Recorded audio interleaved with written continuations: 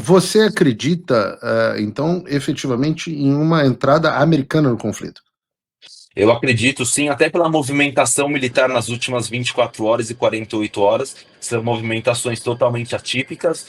Nós, por exemplo, tivemos um avião decolando do Kansas ontem, um avião que a última vez que ele tinha sobrevoado militarmente, operacionalmente, tinha sido em 2022, quando a Rússia invadiu a Ucrânia. Ele é um avião que tem a capacidade de detectar rastros nucleares. Certo? Então, como a gente sabe muito bem que instalações nucleares estão sendo atacadas dentro do Irã, existe a preocupação com que esse material radioativo não vaze de certas maneiras que venha a colocar pessoas civis ou outros países em perigo.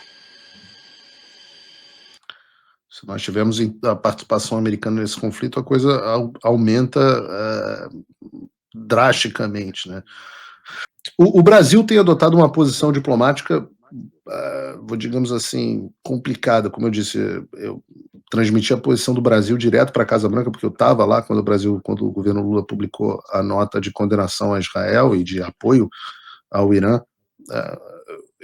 Eu queria saber a tua avaliação sobre a diplomacia brasileira e por que você acha que a diplomacia israelense é tão inerte em relação ao Brasil.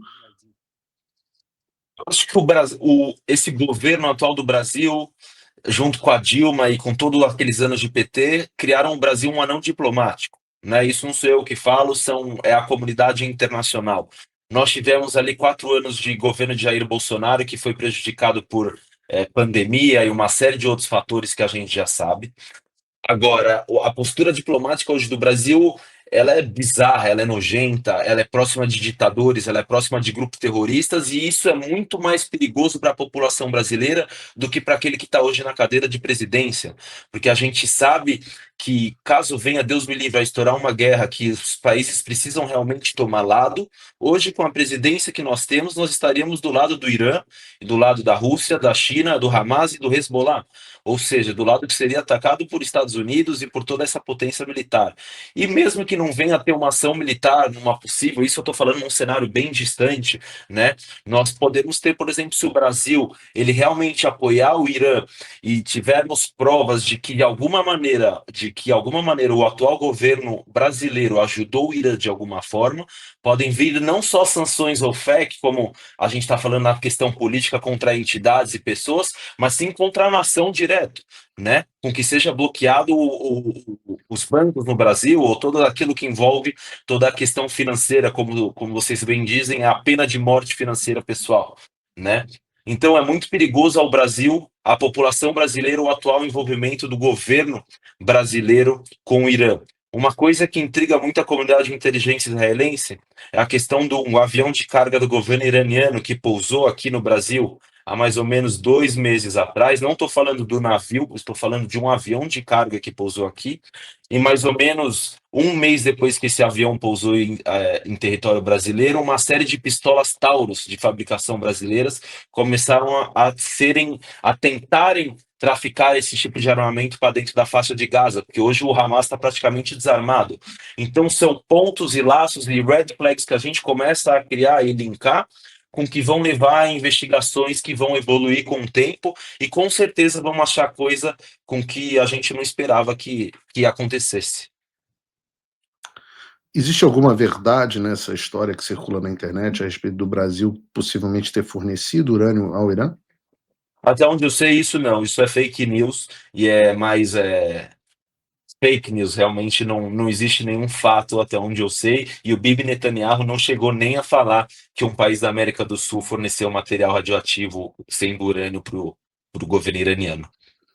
Não, a história da fala do Bibi Netanyahu, eu sabia que era falsa, mas muita gente tem falado sobre essa questão, é bom você esclarecer. A história do avião de carga e dos navios iranianos, cerca de 2 anos atrás, os navios de guerra nos portos, são duas histórias reais, certo? Confirmadas, histórias confirmadas, e inclusive essa questão do grande aumento de armamento fabricado em território brasileiro tentando ser traficado para dentro do território de Gaza, também é confirmado, é real, e existem inclusive fotos desses armamentos, dessas pistolas Taurus. Assusta, eu vou pedir o seu apoio aqui.